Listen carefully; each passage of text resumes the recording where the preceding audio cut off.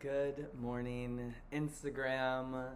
Good morning to those of you who are on our conference call. And hello to those of you who are viewing on YouTube after the call. I'm Abraham Calhoun, your spiritual coach for professionals, and this is the Spiritual Hacking Conference Call, where every week, Monday morning, I am dishing out spiritual tips and wisdom for you to get through your work week. So, very, very exciting. And today we're talking about desire. Desire is something that I talk about a lot. Why? Because desire is the energy that is moving all of us into the space that we need to be in order to achieve the most fulfillment that we're wanting and hoping for.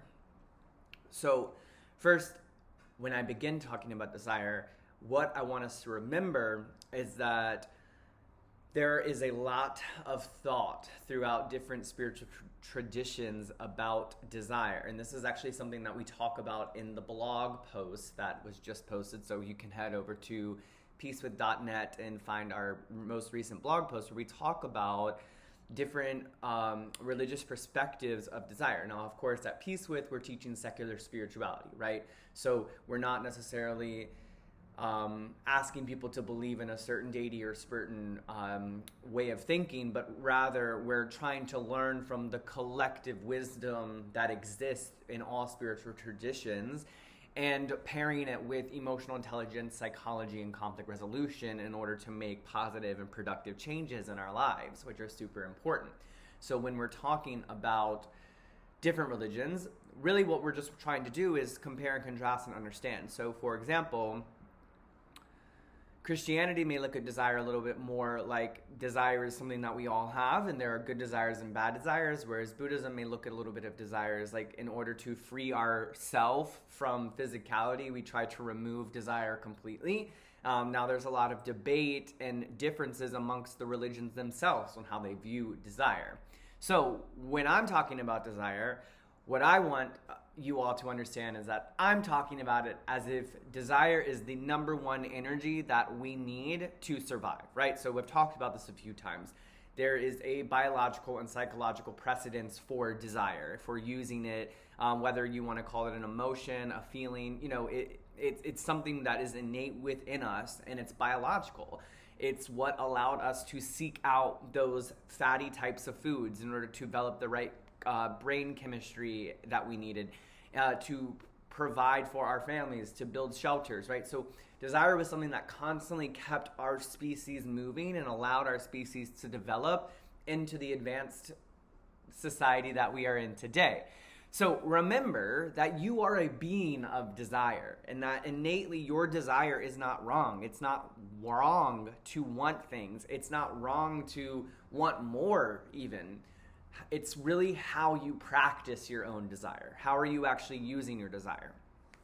So remember that desire is necessary for controlling your dreams, but you've got to figure out how to keep tabs on it. And imagining is central to making sure we're able to use our desire in the best way possible.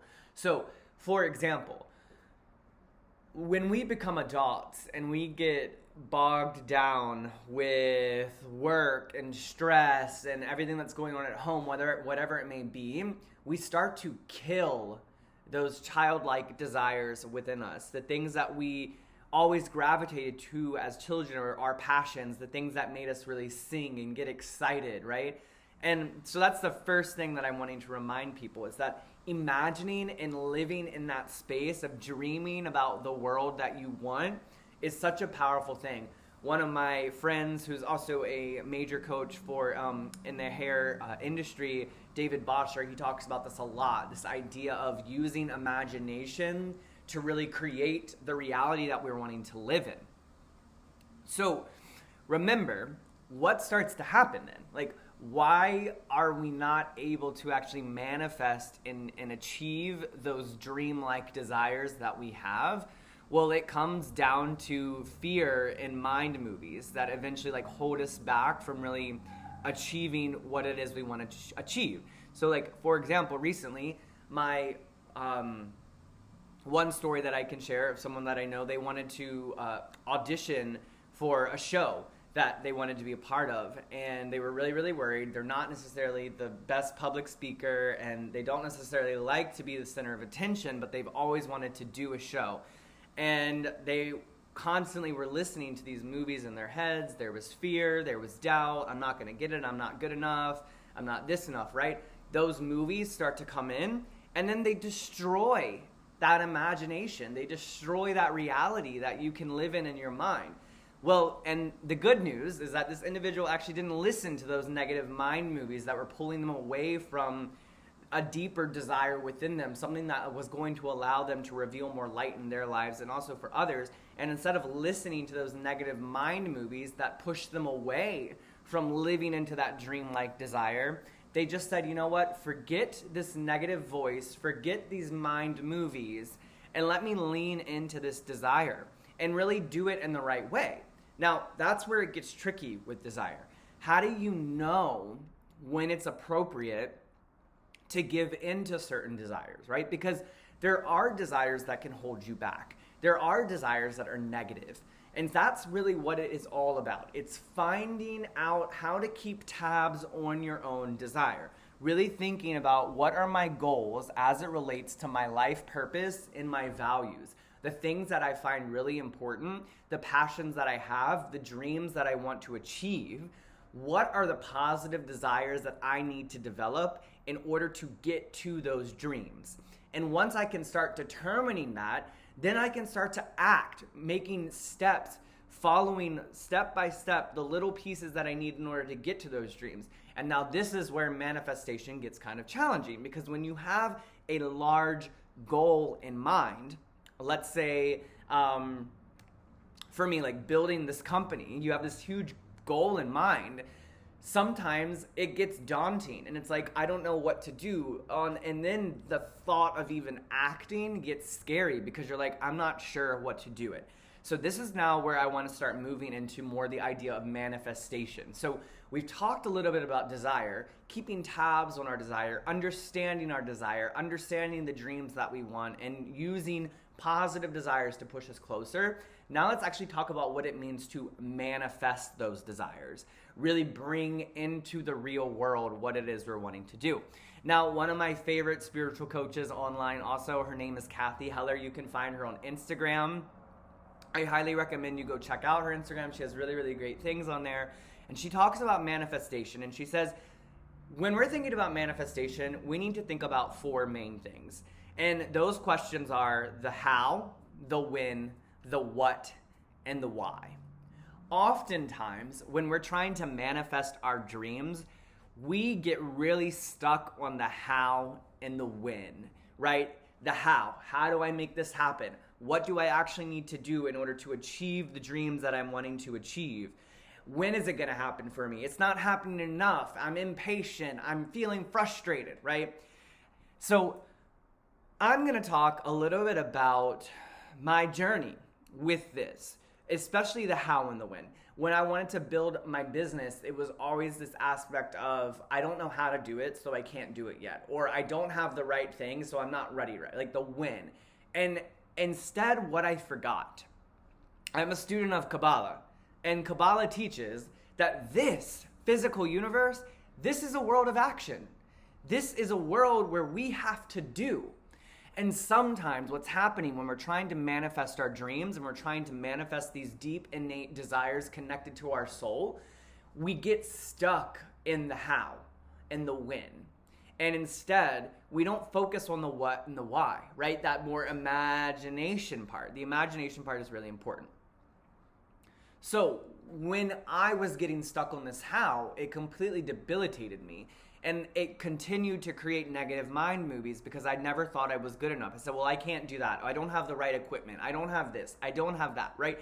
Really getting stuck on the how. Yeah, you can't do that. And it was a really hard lesson for me to learn.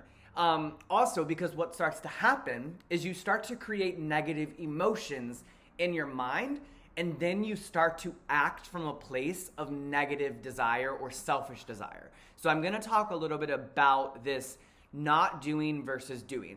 how do I know when to do something versus how do I know when not to do something? Like, and this can help you kind of not get so caught up on the how, right? Remember, we live in a world of action. We just need to do. Let the universe figure out the rest for you. You just need to start acting, just taking step by step, working towards your goal, even if you're not sure it's exactly the right thing you should be doing. If you know that it is coming from that deep, innate place of love for the self, love for others, wanting to share and give back to the world, that is how you know to listen to that desire.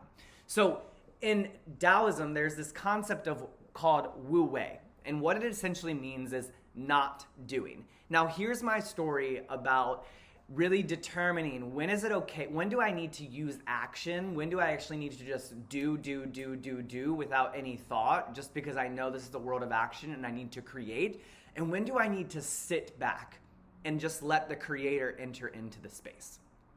So here's my story. So about a year and a half ago, before I fully left work to start Peace With, I was working in a job that I was extremely unhappy in. And I was trying to get out of that job. I was applying to other jobs. I was looking for things. I was hitting walls. I wasn't getting hired. I wasn't getting that. And I just felt constantly frustrated. There was a day that I came home from work and I just felt totally defeated, totally awful. The life was gone from me. I hated my job. Classic example of hating your work. So then I said, I need to really get out of this. And my anger and my frustration was real. And in that anger and that frustration, a desire came from me, which was, I just need to apply to jobs. I just need to get out of this and apply to jobs. And so I was applying to these jobs and I was getting frustrated and annoyed. And there was just so much negative desire that was involved in me trying to do these job applications. I kind of sat down and I was like, creator, like, what is going on? This is not how this should be for me, right? Like, I have consciousness. Like, what do I need to do? And all of a sudden in my mind, I just heard this voice say, just stop. You just stop. And I remembered in that moment, wait a second. I need to stop in this moment because what I'm trying to do, even though I'm wanting to get a job, even though I'm trying to live into a positive desire, the energy that I'm using to try and fulfill that desire is rooted in my negative emotions. And when anything is rooted in your negative emotion, it is going to create more negativity for you, right? For me, it was creating more intense frustration. So I said, you know what? I'm going to listen. I'm going to stop applying for this job and I'm going to go have a beer. So we went to a brewery, and while I was at the brewery, there was this big professional event that was happening. I see the comments going on. I appreciate them. Yes, thank you. So while I'm at this event, I noticed there was this big professional event going on. And this whole time, I knew I wanted to start this company to teach peace building and spirituality in the workplace. So I hunted the woman down and I was like, hey, what is this event going on here? And she told me, oh, well, this is a professional group of realtors. We meet up every once a month. What do you do? And so I just started talking to her about Peace With and my mission. And she was like, I want to have you as a guest speaker. And that was how I got my first conference, right? So what happened in that moment was yes, I do remember. It's nice to see you here. Awesome. And so what ended up happening was, rather than me continuing to fight myself in that negative space, that trying to fulfill a desire that I had, but using negativity, I instead stopped doing, right? So this is how you know when to not do versus do. When your actions are rooted in negative desires, painful or distracting desires, generally that is a moment for you to pause and just stop. But when your desire is rooted in a desire of, I really want to give back, I really want to share, I really want to create, that is when you want to live into those desires. Now remember, there are still days that I have where sometimes I'm like, look, it is really hard to work today. It's really hard to move today.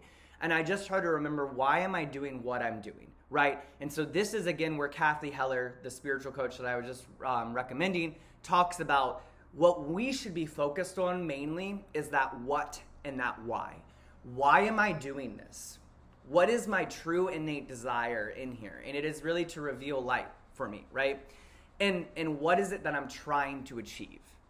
And as long as I know what it is I'm trying to achieve and why I'm trying to do that, live in action. Just live in positive action. Because living in that positive action, other things are going to start happening for you. But if you find yourself experiencing frustration, anger, selfishness, and you're trying to act, you know it's a moment for you to pause. So, I hope you took away something today. My name is Abraham Calhoun. I'm a spiritual coach for professionals, and this has been the Spiritual Hacking Conference Call. You can catch it every Monday morning at 8 a.m. Eastern Standard Time. If you're viewing this on YouTube or on Instagram, please be sure to like and share and give us a follow or subscribe. And I hope you all have a blessed day. Peace be with you.